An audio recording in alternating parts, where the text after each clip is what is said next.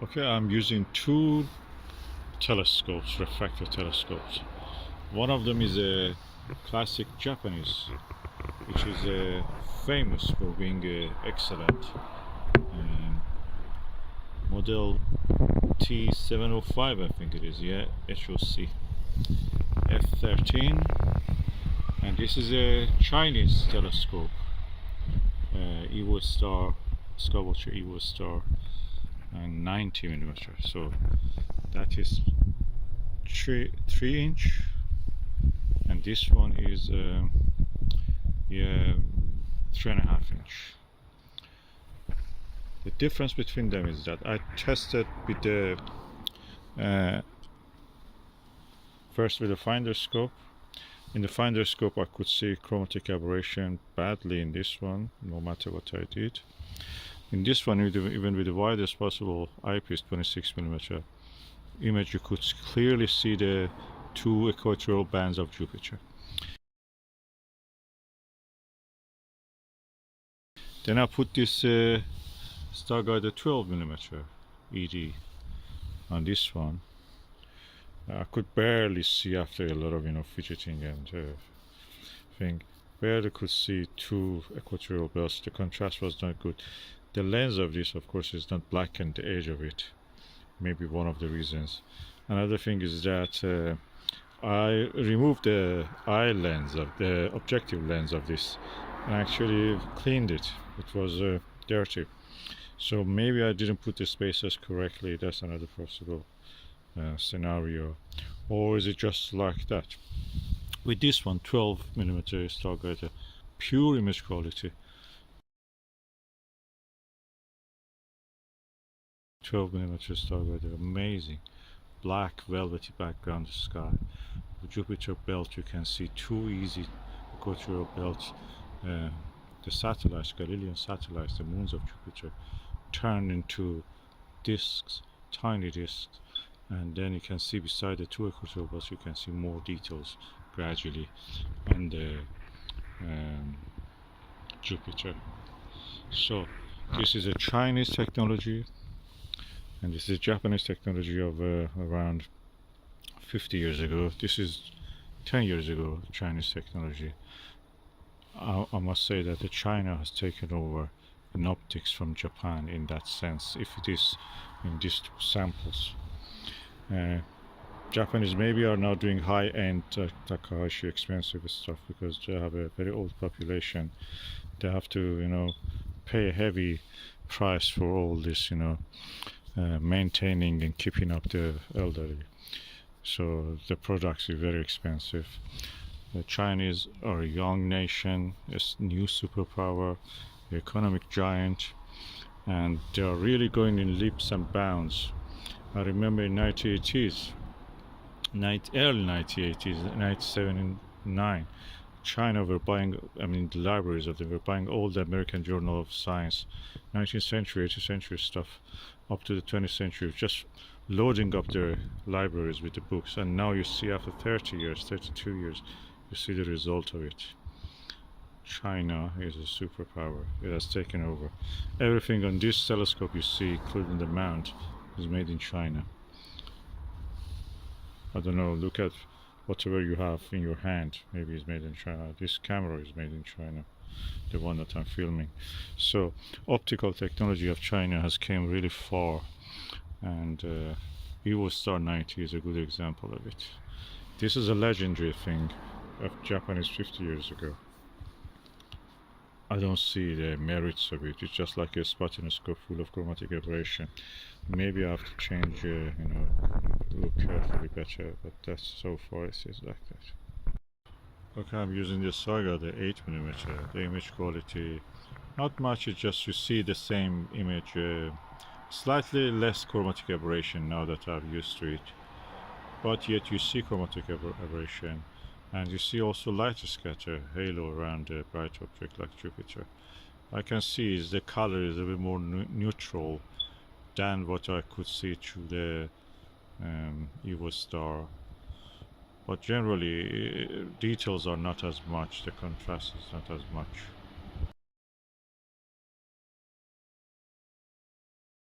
Now I'm using BST Starguider 8mm on the Evostar 90.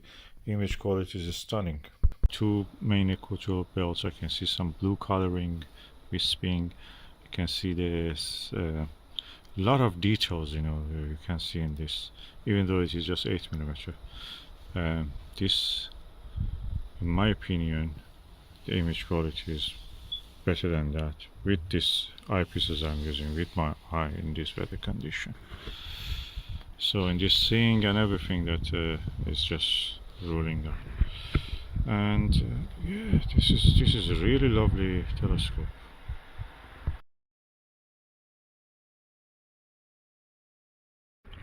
Wow, this is unbelievable.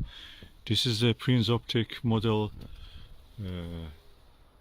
660, and the aperture is 76.2, focal length 1250.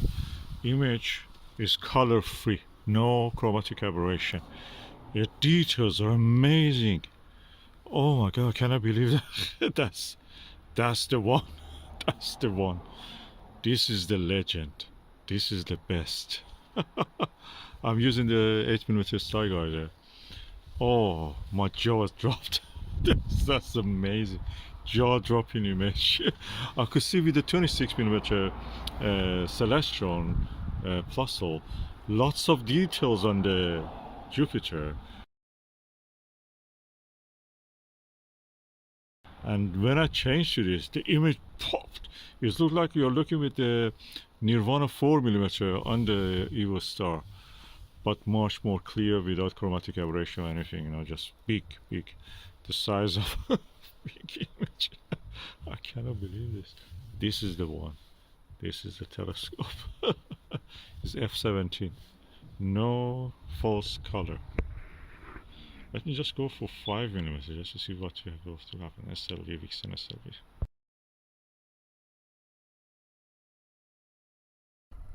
Okay, I'm now using Vixen SLV 5mm. The image is a little bit just magnified. It's nice, it's not bad, don't take me wrong. But you don't see any more detail than what you could see. It's like, I mentioned that previously, that 12mm was like a 4mm Nirvana. Actually, that was like 7mm Nirvana. And this one looks like a 4mm Nirvana on the Evostar.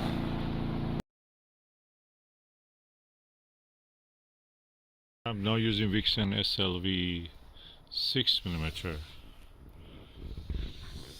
There is a 6 written. 6. And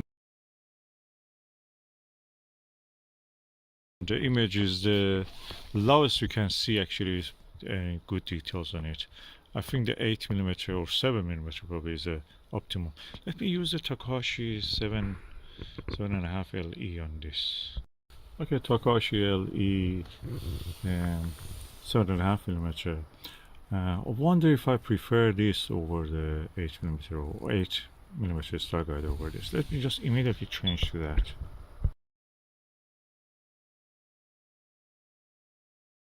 Okay, Takashi LE 7.5mm gives a paler image, white.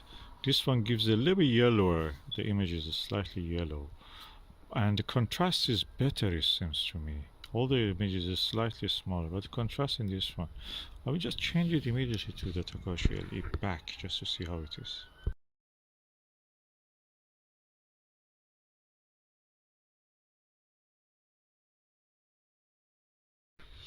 Okay, now I'm looking back with the Takashi again on this vintage telescope.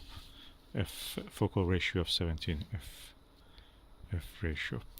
What I can say is that this image is contrasted a tad better than the tiny epsilon, better than the Starguider. Of course, this comes at a price. This is almost 4 or 5 times the price of the Takashi, or 3 times, 3 to 4 times. Yeah, that's more realistic. Starguider is good. I prefer that one, but this is a little bit whiter, and image you can say that you can see a little bit more detail. slightly, not much, it's not big difference. I can live with both of them. They're good. Either of them also is good. Now my judgment about this telescope. If you want to have a cheap telescope with achromatic qualities, a classic telescope, vintage telescope, will deliver that for you. 6 or 7, 6 centimeter or 7 centimeter or 2 inch, 2.5 inch to 3 inch will be good for you if you want to observe things like stars, double stars or planets or moon. That's perfect for you. You will have a cheap telescope with the qualities of a achromatic telescope, which may cost you 10-20 times more. So if you see something like this, that is good. The coating probably doesn't exist at all with this, and the dew shield is not very extended. I mean, the coating technology was not that much developed. These coating technologies come since the Soviet bloc collapsed, and all the technology of them from the East Germany and Russia was transferred to the West, and we have now all this coating since the 1980s. Wonderful things that they discovered, and now we use them in our products. So if you want an achromatic quality in a cheap package, this kind of telescopes, vintage telescopes, including this one, are excellent for that. And also the light, they're small, relatively, this is long of course. For observing Jupiter, they're perfect, and Saturn of course. And yeah, 8mm Starguider will take you anywhere you want, and it's really nice for planetary observation and moon. The Takahashi, of course, we have to have, we can afford it, that's good also. Practically this telescope is has a quality of a achromatic telescope. Is a achromat, is like probably we should call it Fraunhofer telescope, achromat with color-free, aberration-free qualities. Oh, it's ridiculously beautiful image with this Takahashi or with this Starguider.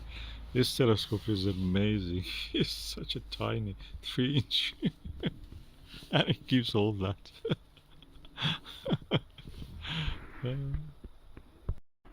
Okay, I immediately removed the Takahashi LE from this Prinz Optics 660 to this Evostar 90, and the image quality is a little bit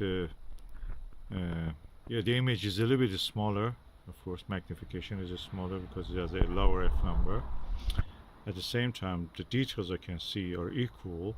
On this one, Takahashi gives a slightly yellower image. And with this, there was no chromatic aberration visible at all. With this, I'm not sure I see any chromatic aberration. Probably I see it, but I cannot recognize it.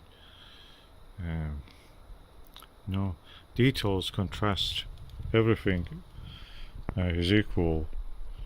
And this one, of course, has an image scatter because there is no coating on optics. This one, optics of this telescope are coated, so it's modern. If I was going to buy, of course, this one will cost me, if I was finding something like this, about it, I think £70 also. That's something 210 or something like that if you buy it new. I didn't buy that price, I bought second hand. Same price as this, probably £50 I think I bought this second hand with all the mounts and everything. So yeah, this one gives you a chromatic quality. This one is a little bit color, but the image is as contrasty or even more contrasty than this. So which one I will get? You may not get this one, it's very difficult to find it. This one is widely available. I will go for this. This one is exotic. And another point is that with the Evostar I don't see any halo, ghost images or anything. With this I see halo around the bright objects, although when you get your eye get used to it you will not notice it. But with this, right away, zap, no halo, no ghosting, nothing. Black, dark background, beautiful disc of the Jupiter, amazing. After I packed up and came indoors and I was thinking about what I saw with this Prinz Optic 660, the best thing I can compare it is with the Skywatcher Maxotov 150p 6-inch Maxotov. That reminds me of that.